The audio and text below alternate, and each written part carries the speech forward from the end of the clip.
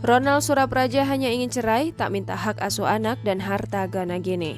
Komedian dan presenter Ronald Surapraja telah mengajukan permohonan cerai terhadap istrinya di Pengadilan Agama Jakarta Selatan sejak 21 Maret 2022. Dalam permohonannya, Ronald hanya ingin cerai dan tidak mempersoalkan hak asuh anak maupun harta Gana Gini. Hal itu dipastikan oleh Taslimah, Humas Pengadilan Agama Jakarta Selatan. Kabar permohonan cerai Ronald pertama kali diketahui dari Sistem Informasi Penelusuran Perkara. Taslimah menuturkan Ronald mengajukan permohonan cerai melalui kuasa hukumnya.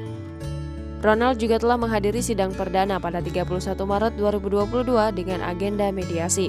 Sementara sidang kedua Ronald Surapraja digelar hari ini. Di sisi lain, Ronald sendiri sama sekali tak ingin buka suara soal kabar tersebut.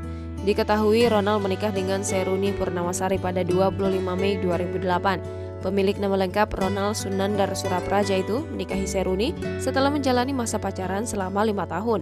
Dari pernikahannya, Ronald dan Seruni sejauh ini telah dikaruniai 2 orang anak. Jangan lupa subscribe, share, komen, dan like ya!